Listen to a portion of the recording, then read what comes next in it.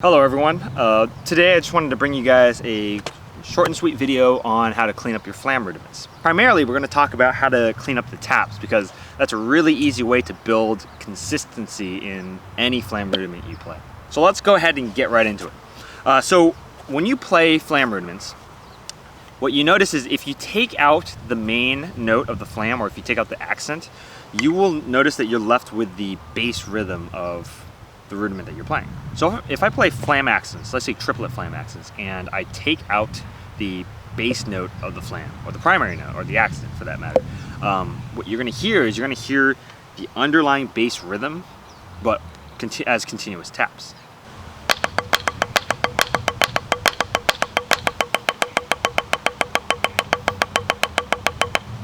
As you heard those tap triplets going on even when I was ghosting the flam accents, right?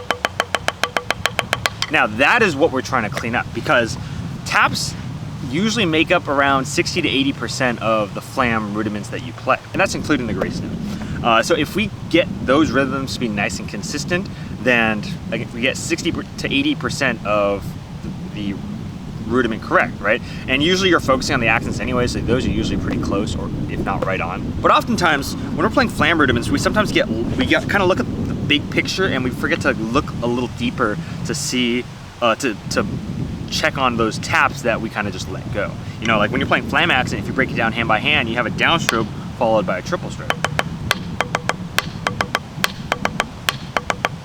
And oftentimes we kind of just ignore the triple strokes. We just take it for granted that it's there and it's pretty close. But we want to make sure that we're right on so that we can, again, nail the consistency of the underlying rhythm. But primarily, I want to make sure that I want you guys to understand how to listen to the taps, right? Because if you can hear the taps when you're playing the Flam Rudiment, then it's a lot easier to identify problems and build consistency. So, a couple of easy things you can do.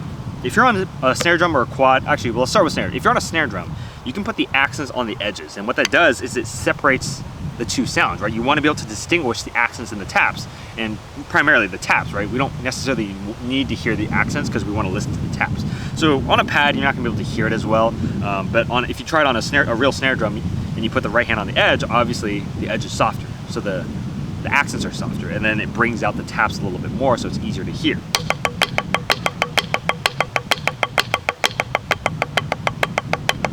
You can also put it on the edge. Sometimes that helps too. On a pad, it doesn't really work as well because the rim is louder than the pad. On quads, you can put the accents on spike or spock and then put the taps on a bigger drum. That's kind of the equivalent of putting it on the rim for snare drums, but that's a great way to do it too. And again, primarily, you just want to be able to distinguish between the accents and the taps, and you want to be able to train your ears to hear the taps because that is really the meat of what you're playing. And if you have like a tiny pad that's just collecting dust, like this one right here, you can use this as well. What's nice about this is that this pad is actually pretty soft, so it doesn't produce that much sound compared to this Prologix pad. So what I can do is I can put the accents on the small pad, the small HQ pad, and it muffles the accents, which brings out the taps a little bit better.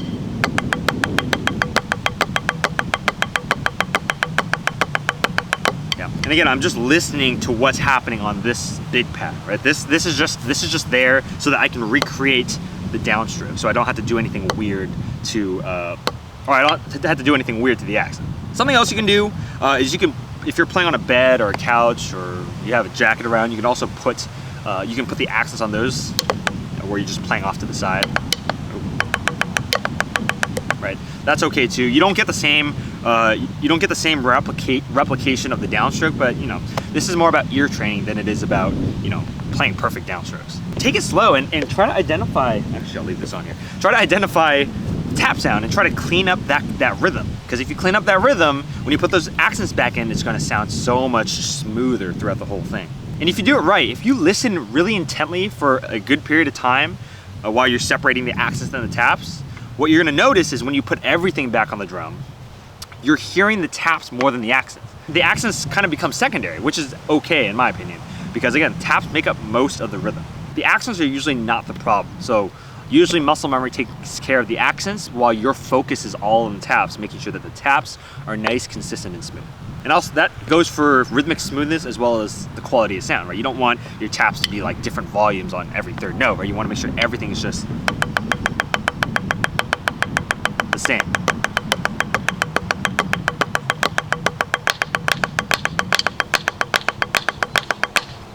And the great part about this is that it applies to pretty much every Flam rudiment you're gonna play, you know, with some exceptions.